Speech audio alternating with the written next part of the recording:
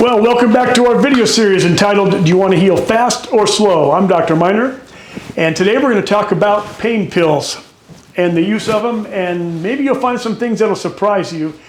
I'm not an anti-drug guy. I'm really not. I'm not an anti-medicine. I just have seen so many cases over the years where people have done better with natural supplements and doing these things that we talked about, eating right and drinking right, and we'll get into the exercising, that people don't need to have these heavy-duty drugs. I think sometimes using the heavy drugs are like trying to use a sledgehammer on a thumbtack, trying to put it up on put a picture on a bulletin board. It's just too much force, and these are very powerful molecules for our bodies that I haven't seen that much benefit from using.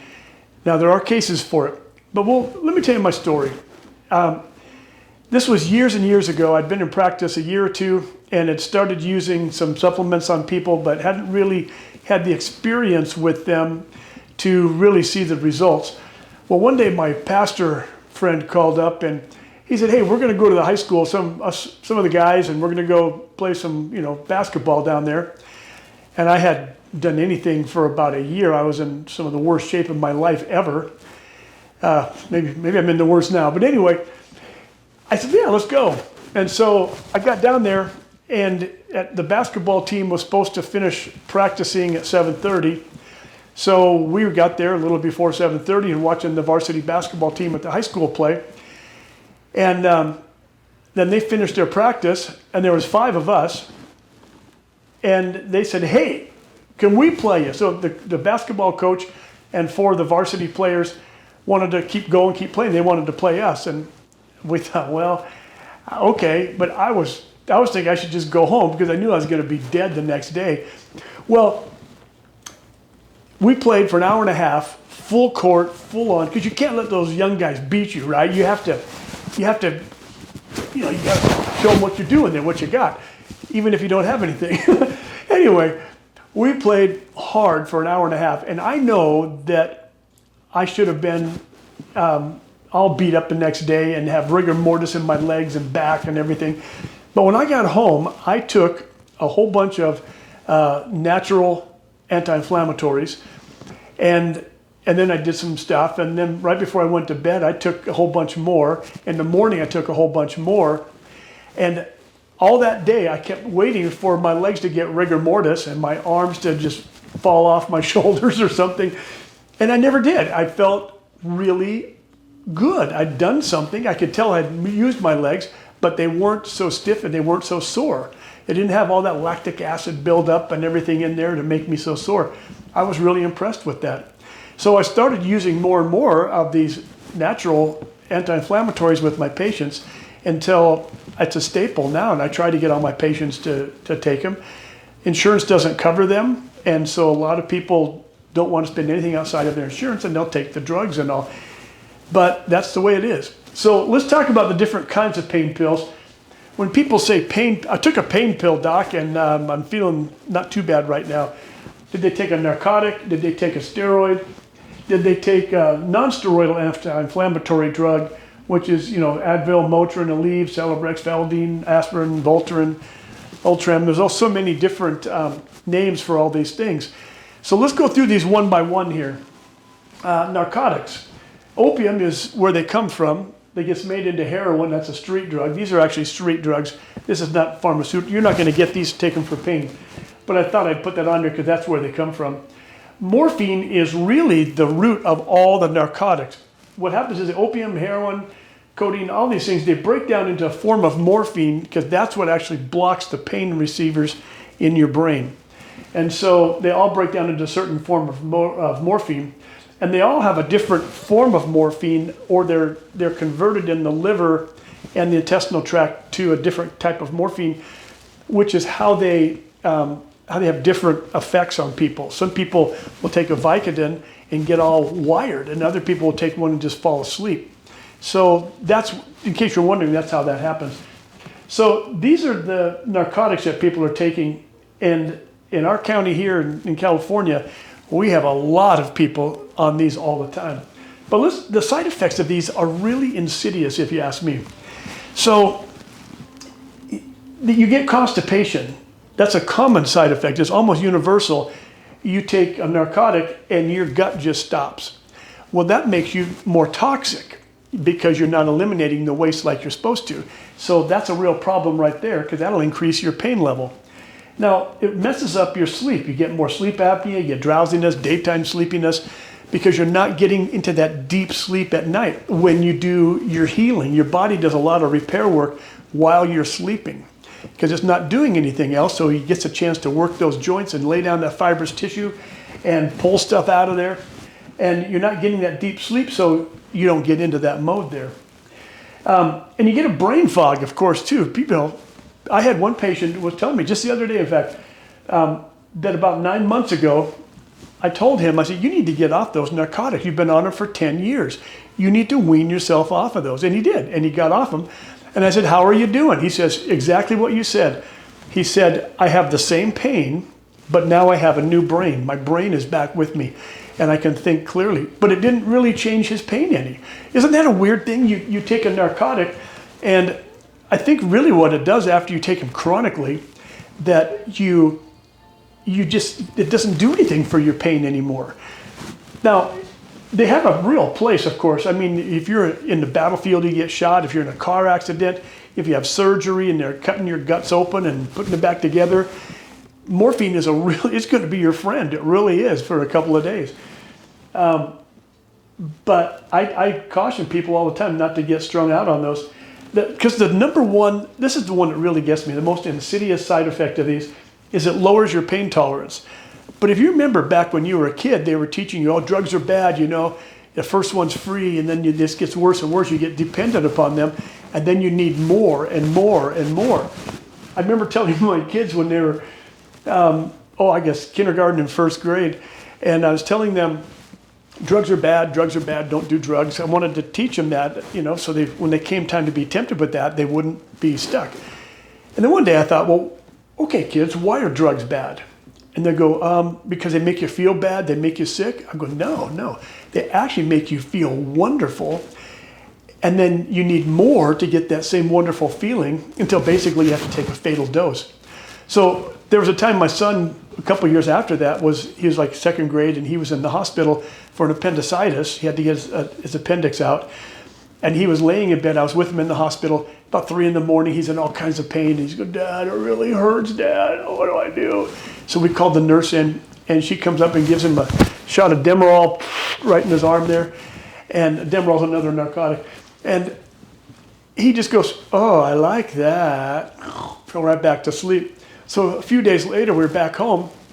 And I was telling you, I remembered this. I said, no, you remember when that lady, the nurse came in and she gave you that shot of Demerol? I said, that was drugs. He goes, what? Dad, what's wrong with you? You let her give me drugs? Because he thought he's going to be doomed. I said, no, that's what they're for. And that really is what they're for. They're a wonderful thing. And he hasn't been taking drugs to this day. And he's got kids of his own now. It's fantastic. So it really does work to teach your kids, you know. But anyway, this is why narcotics are not a go-to option in my mind. And I want you to know what these side effects are and how insidious they are. And that when you get off of them, your pain may not get that much worse. It might get a little worse for a while, but then the pain threshold will go down, and and you'll feel better and better, but you'll get your brain back. That's really a key. Now, the second one we're talking about is steroids. Steroids is not something that everybody takes. It's not your go-to thing. It's when you've been hurting for a while, or if you have a huge infection, and your immune system is shot, and they got to give you the steroids to just calm that all down so you can live, basically. These are for life-threatening things. But more and more people are getting a cortisone shot for this, a cortisone shot for that, here, there, everywhere. I've had patients go, I'm up my limit of cortisone shots. I need some more. And I go, well, have you considered doing these other things, like what you eat, what you drink, moving, all these things? So the side effects of these are pretty severe. There's swelling and edema you get. Your blood pressure goes up. You get headaches. Your blood sugar gets dysregulated. It can go up and down. It can affect you both ways because these are corticosteroids. They have to do with your cortisol levels, which has a lot to do with your blood sugar. People get cataracts way more after they've been taking steroids than if they never did. People that take steroids have a lot more cataracts. It changes your hormones, you get osteoporosis, and your skin thins out. And that's kind of crazy. Oh, by the way, well, as I was writing this, my son sent me a picture of, he said, Dad, there's a new drug out on the street. And it was a picture of gluten-free Oreos. We go, oh no, because we're both gluten intolerant and it causes us lots of problems. And so they have gluten-free Oreos now. So I put this on here because sugar is a drug. And what are Oreos if they're not sugar, right? So this is another drug. I just wanted to mention this, that drugs are or sugar is a drug. It's one of the most addicting things. Just to tell you, we talked a little bit about it, I know, in the other section on food, but they got some rats they got them addicted to cocaine, and then they introduced sugar to them, and when they found out they got the sugar, they could press this button for cocaine or this button and get sugar. They forgot about the cocaine and they went for the sugar every time. It looks like sugar is more addicting than cocaine. So what are the side effects of all this sugar? Your blood sugar goes up, you gain weight, and you get guilty feelings because you know you shouldn't be eating that stuff. Anyway, I just put it on as kind of a joke, but it actually is a real deal. So then we get to the NSAIDs, the non-steroidal anti-inflammatory drugs. Advil, Motrin, those are ibuprofen, Aleve, Celebrex, Feldene, aspirin, Voltaren. There's a whole bunch of them there's way more than this that are called non-steroidal anti-inflammatory drugs. And they work on blocking the inflammatory pathways in your body. But by doing that, because they have such a broad-based effect on your whole body, you get these kind of side effects. Diarrhea and constipation, abdominal upset, nausea, vomiting. You can get ulcers from it, and certainly get gastritis where it tears up your stomach. I remember I was at a seminar once, and the medical doctor was teaching it, and he said, I don't know how they get away with calling this anti-inflammatory when it creates so much inflammation in the intestinal tract that creates more inflammation in your body.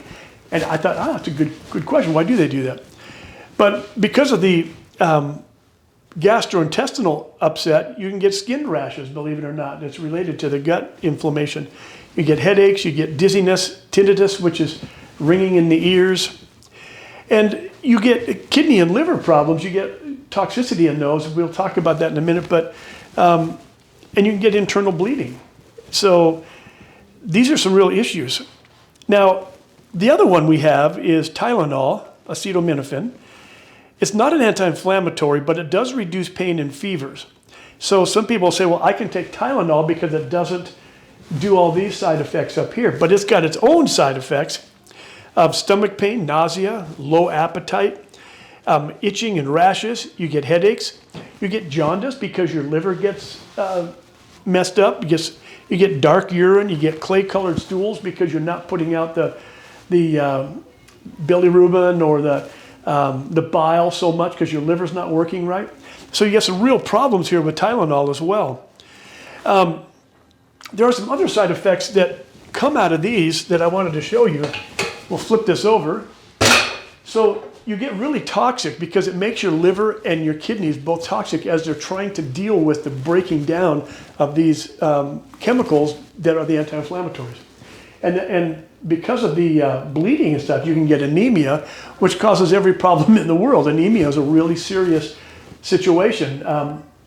It's a preceding event for many diseases in our bodies. You can get death. There are actually 30, 40, 50,000 people every year die from taking Tylenol and these non-steroidal drugs routinely and as prescribed, not taking lots and lots of them, but just taking them as prescribed has killed people. And you get a leaky gut syndrome because of all that, which then leads into a whole bunch of other inflammatory diseases. It leads into rheumatoid arthritis and all kinds of things that will come out of autoimmune diseases. Thyroid diseases, brain diseases, liver, kidney, skin, everything you can imagine comes out of a leaky gut syndrome. And you can get that by taking too many of these or even taking some of these non-steroidal anti-inflammatory drugs. But here's what we're talking about. We're talking about how to heal fast or slow, right? Well, this has been shown that you have a slower healing when you take these NSAIDs. When you take ibuprofen, you heal slower. You have less pain while you're healing, but you don't heal as well. And you get a weaker scar tissue because they affect the laying down of scar tissue. Remember, we talked about those cells that are called fibroblasts that lay down the fibers that make up the scar to hold everything together. Guess what? When you take the NSAIDs, it blocks the production of those. It's in the inflammatory cascade. There's all these things that happen. It's so complicated, we're not going to get into it. But just know the outcome of it is you heal slower and weaker. And is that what you want? This is why I'm a big proponent of natural remedies rather than taking these molecules that are really powerful and affect more than what we want. They do what we want them to do and stop the pain, but they do more and create havoc because of it. That's the bottom line. That's why I'm a natural proponent, natural supplement proponent. So here's what we deal with. This is what I recommend people. These are anti-inflammatory and muscle relaxers. So this Myosedate is a muscle relaxer, and it looks like this. And it comes from Designs for Health. Can you see that? I think I got it right there. And then the others are Inflammatone. And again, that's from Designs for Health. Or Omega Vale Ultra is the fish oils that we like to recommend because it's a good dosage of them and you'll get what you need. So let's take a look at this. Inflammatone is an anti-inflammatory, and it's got 8 different ways, 8 different herbs in there or enzymes that will block the inflammation in your body, which then gives you less pain. So you have to understand something here. These work slower than the others do. These work slower than the NSAIDs. You take ibuprofen and in 20 or 30 minutes your pain's diminished, right? That's the way it works. Of course, it's tearing up your gut and doing all these other problems, but it really does solve that one problem that you're trying to solve. These herbs and supplements here, they work slower. But within a day, you're going to feel so much better that you'll actually be ahead of where you were when you're taking the NSAIDs. A day or two later, you're going to feel so much better. So it has proteolytic enzymes, which are enzymes that go in there and break up protein. They eat up proteins is what they do. And if you understand, when you have an injury, right, you've torn the cells, and you have a lot of proteins in there. Those proteins are what's attracting the swelling and attracting the white blood cells to eat it all up. Well, you put these in there, and they eat it up, so the white blood cells don't have to. So they're actually helping the white blood cells do their job even better. Everybody's using turmeric now.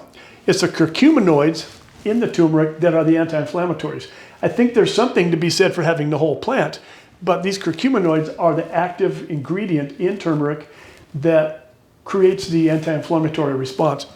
And boswellia is another one. It's actually frankincense.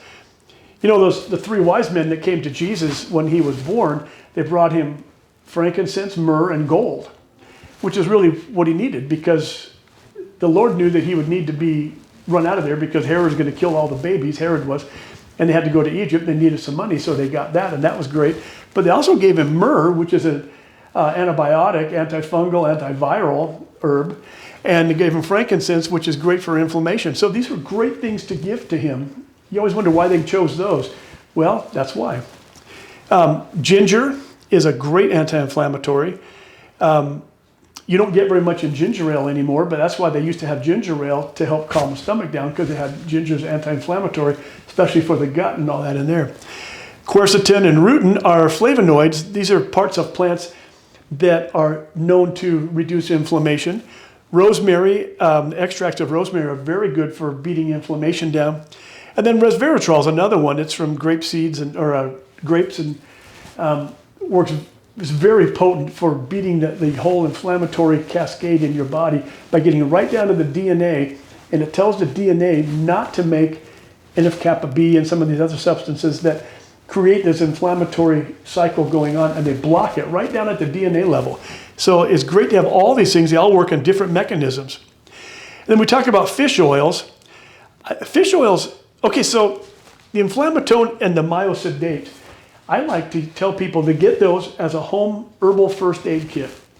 And you have those, as soon as you get hurt, you start taking them. And then you get better faster. The sooner you get them in, the better it is. The fish oils, though, is something I think we need to take all the time.